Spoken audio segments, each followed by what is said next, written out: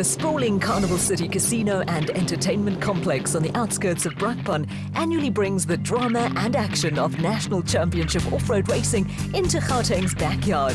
The 4x4 MegaWorld 400 was round 6 of this year's ABSA Off-Road Championship, with the race traditionally one of the fastest of the season. All the pre-event formalities that go with national motorsport keep race officials busy and provide a backdrop for competitors to renew old acquaintances. In the pits, teams are busy setting up shop and making last-minute adjustments to vehicles, with the atmosphere one of calm before the storm. Any form of motorsport throughout the world thrives on sponsorship, and off-road racing in South Africa is well served in this respect. Working in conjunction with series sponsor ABSA are a number of blue-chip partners in off-road racing. 4x4 MegaWorld CEO Dion Fente is both businessman and off-road competitor, and places a high value on the role sponsorship plays in the company's marketing strategy. The sponsorship is very important to us. All the people that watch off-road racing on TV and stuff like that are all our customers. And the guys that take part here, most of them are our customers as well. Run in a densely populated area, the Carnival City race offers 4x4 MegaWorld a shop window for the company's wide range of products. Big time. I mean, this is really four-wheel drive. There's thousands of four-wheel drives in Johannesburg, and it's good to get all the spectators out here. It's good for us to sponsor such a race. Returning to action at Carnival City were Potchefstroom crew Dewald van Breda and Johan de Toy, with the pair planning a full-scale assault on the championship next year. Yeah, no, we had other commitments, and we still want to keep in, and next year we'll have a full year again. But we want to just keep on playing. We're much more relaxed as other times, and just to enjoy it. Over in the Ford camp, it had been a difficult year for reigning production vehicle champions Chris Visser and Jappie Badenhorst and teenager Lance Woolridge and Ward Huxtable. The 4x4 MegaWorld 400 offered both a chance to consolidate. Yeah, I must say the last race in Sun City, we didn't do ourselves good, falling out the race. I made a stupid mistake, and that's how it goes. And unfortunately, we're a little bit down the order at the moment. I think we're fifth at the moment, so. But I must say we're not that far behind, so I think we still got a chance. With the Production Vehicle Championship delicately poised, the 4x4 MegaWorld 400 took on added significance. Yeah, 7 people with an opportunity to win the championship with 3 rounds to go makes a very, very interesting scenario. So it's a bit of a, who does what and when, you know. So and when you don't really know in the middle of the race, it can be very difficult. Only 17.5 points separated the first 7 crews in the Production Vehicle Championship, with Castrol Toyota pair Duncan Force and Rob Howie enjoying a tenuous 5.5-point lead. The draw for positions on the Donaldson Prologue to determine the race grid is punctuated by friendly banter. With race start positions carrying a high priority, the Donaldson Prologue is a tense affair, and the top 5 seeded crews go into the hat. Drawing number 1 on the road means clearing the route for the other crews, and at Carnival City, the unpopular role fell to reigning production vehicle champions Chris Visser and Jappie Badenhorst. After a ceremonial start at the Carnival City complex, the 57-kilometre Donaldson Prologue started adjacent to the R554 and would take crews towards Heidelberg before doubling back to the finish. Apart from determining the grid for the race the following day, the Donaldson Prologue would act as an appetizer for crews and would provide them with an idea of what to expect during the race. On the production vehicle front, Team Castrol Toyota Hilux crew Anthony Taylor and Chris Birkin set a cracking pace. The experienced Taylor won his first South African championship as a teenager, and he's equally at home in the dirt or on the circuit. Taylor is the reigning Bridgestone production car champion, and the Toyota crew came in 19 seconds ahead of veteran former South African champions Hannes Gobler and Henny Terstege in the diesel-powered RFS BMW X3. Only 3 seconds behind the BMW were Thomas Rundle and former SA champion Joan Moore in the Baden Tyre Services Nissan Navara. The Baden Tyre Services Nissan Navara is an ex-factory team vehicle, and Rundle and Moore went into the 4x4 MegaWorld 400 lying second in the Production Vehicle Championship. Rundle cut his racing teeth in the entry-level Class D, while Moore has behind him wads of experience in both production and special vehicles. The Atlas Copco Toyota Hilux pair of Gary Bertholdt and Andre Vermeulen were 4th fastest, ahead of reigning production vehicle champions Chris Visser and Jappie Badenhorst in the Ford Racing Ranger, with only 33 seconds separating the top 5 crews.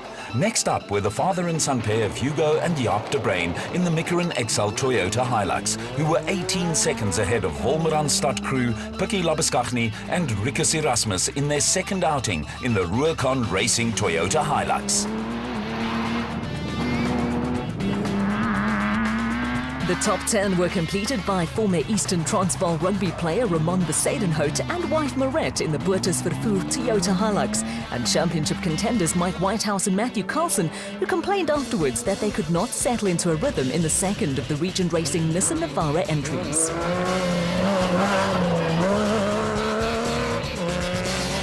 Not far behind the Regent Racing Navara were young Pretoria crew Christian de Plooy and Henk Janse van Vieren in the petrol-powered RFS BMW X3. For the very good reason that de Plooy was getting married the next day, the RFS crew would compete only in the Donaldson Prologue, with the express purpose of maintaining their national seeding position. Some of the more cynical competitors were critical of de Plooy for letting a wedding interfere with racing, but the young pair carry the good wishes of the off-road fraternity. Chasing after de Plooy and Van Vieren were championship leaders Duncan Force and Rob Howie, with a puncture putting the second Castrol Toyota crew on the back foot early on in the proceedings. Force and Howie were to finish nearly 2 minutes behind teammates Taylor and Birkin, and given the highly competitive nature of the Premier SP class, they would have a mountain to climb in the race.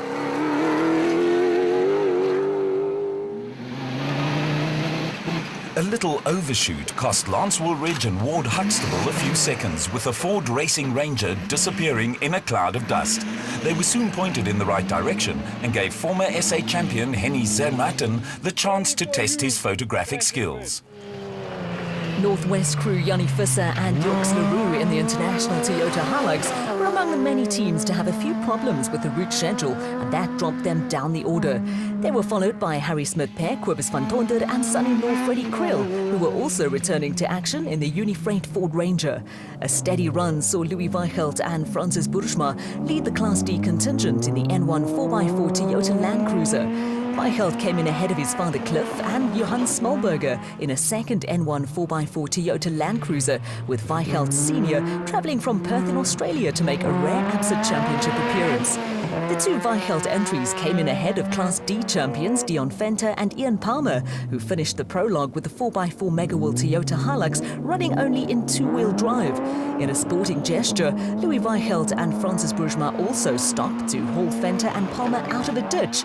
Another steady run saw Dirk Putter and Koos Claessens lead home the Class E contingent, with the Sizwe Toyota Hilux just over a minute ahead of teenagers Jason Venter and Vincent van Allerman in the 4x4 Megawheel Toyota Hilux, with only 1.5 points separating the two teams in the Class E championship race. Back at Carnival City, it was time for the technical crews to swing into action and prepare their chargers for battle the next day. For the crews, it was a case of analysing prologue performances and sifting through the good and the not so good. We lost probably a minute on the prologue by trying to find the route. Luckily we had our GPSs, but at the end we were surprised and we second overall on the buckies, and yeah, I think it'll be good tomorrow morning, except that I see 5 of the cars it's about 16 seconds apart, so it's going to be one big dust tomorrow morning. Yeah, look, I think there's going to be a lot of dust like we experienced today, so hopefully the wind picks up overnight. But we just need to hold position. You know, we've got a championship at stake, so we just want to try and really just consolidate and just be in the top 5 tomorrow. I must say, the first half of the route was just unbelievable. Yes, we had, the time was good, everything was good, and then I stole the car once, and then 1 or 2 mistakes on the navigating, but other than that, was very well. The car was good, excellent. With 2 World teams dominating the Special Vehicle Championship, the 4x4 Mega World 400 was an important outing for those crews who were still harbouring championship hopes of their own. Reigning champions Cully and Quinton Sulwald went to Carnival City, leading Herman and Richard Sulwald by 11.5 points. The 2 Palabora-based Sulwald crews finished first and second in last year's race, with Herman and Richard leading home Cully and Quinton. Given the current championship status, pundits were not ruling out a repeat performance. Yeah, I think so. Last year we got a 1-2, yeah, so I think it's going to be the same kind of dice again. Vichat and Herman, we respect them, they're really good competitors. I think it's going to be a good, fun battle, and really looking forward to it. Over in the motorite camp, a baptism of fire waited for rally driver and navigator Megan Verlack. Megan was a late replacement for Dani Stassen and was making her off-road debut. Yes, it's my first time coming to an off-road race to navigate. I used to navigate a few years ago, so hopefully I can still do it, but off-road should be as fun as rallying. So. For Regent Racing crew Archie Rutherford and Mike Lawrenson, the dilemma was to protect a healthy Class P championship lead or chase a victory. No, look, at this stage you want to ride for the championship, but it's difficult because when you put your helmet on, you want to go for the win. But I'm hoping that we just take it easy and try and finish. I just got to finish the next 3 races, and I should have the championship in the bag. So let's see. The top 5 seeded crews in the special vehicle category also draw for Donaldson Prologue start positions. With the top 5 production vehicles setting out first on this event, number 1 on the road was not a handicap. Megan Verlack's first official task saw her draw 2nd place for the motorite team, and Mark Corbett was happy to let his young son do the honours. The Century Racing crew of Colin Matthews and Alan Smith have the reputation of being Donaldson Prologue specialists, but after winning the opening race of the season in the Western Cape, had not finished a prologue or a race. The Class P crew rectified that situation in no uncertain terms by blitzing the rest of the competition. Matthews and Smith are flyers who revelled in the ultra-fast sections offered up by the prologue. In horse racing parlance, Matthews and Smith won going away and finished 45 seconds ahead of 2nd-placed Herman and Richard Zuwald, who were the first of the Class A cars in the Sulwald Racing SVR. On their way to 2nd, the Sulwalds went past the 2nd Century Racing entry of Mark Corbett and Rudy Balzar, who broke a side shaft 13 kilometers into the prologue. Herman and Richard Zuwald also have a preference for the faster routes and were a comfortable 30 seconds ahead of championship leaders Cully and Quinton Sulwald in their elegant fuel bat.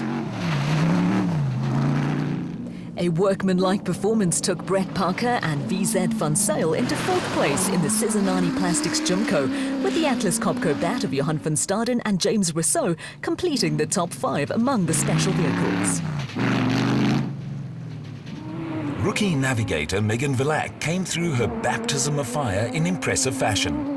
Former SA champion Evan Hutchinson and Megan were 6th in the motorite Revo and trailed the leaders by about 90 seconds. The motorite crew had 9 seconds in hand over brothers David and Gary White in the Ruacon bat, with thick dust a constant problem for midfield runners. The White brothers started their racing in Class P and are in their first full season in the Premier Class A. There's a wide gulf between the 2 categories, with the Whites slowly starting to come to grips with the challenges that come with moving up a notch in national championship racing. It can be a steep learning curve, and at the sharp end of the stick, no prisoners are taken. Limpopo crew Naeem Musaji and Rayan Badanya produced another workmanlike performance in the Maxxis Tire Rack Porter that was originally raced by Musaji's uncle. Musaji and Bodhanya came home 8th among the special vehicles and had around 10 seconds to spare over former quad racer Jimmy Zaus and Stefan Kutsia in the Cobalt Racing Liqui Moly Porter.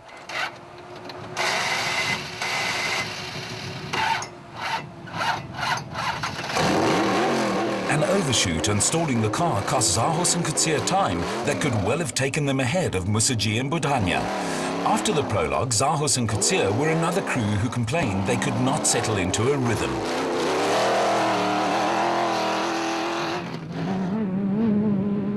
There were minor problems for Swaziland crew John Thompson and Clinton McNamara in a Zarko that saw them finish just over 3 minutes behind Class P leaders and prologue winners Colin Matthews and Alan Smith. 3rd in Class P were the husband and wife team of Marius and Yolanda Fourie, who were looking to put behind them a patch of indifferent form in the PHB bat.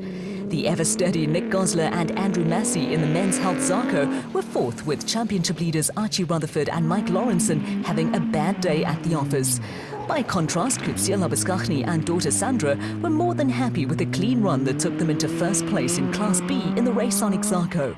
They had around 7 minutes to spare on championship leaders Leon Buerta and Quinton Brand, with the KwaZulu-Natal team out in an early spec bat. Back in the the sanctity of the pits, the leading crews appeared to be happy with their lot. If nothing else, the Donaldson Prologue confirmed expectations that the race would be fast with hot and dusty conditions, making life a little difficult for competitors. Yeah, look, we qualified third, I think, on the road, so not a lot of dust, quite a good position, 180k loop, so some opening of the route for the front two guys, which might play into our favour. We'll see how it goes after the first lap where we lie and then push on from there. We're ahead of Cully, we're lying second.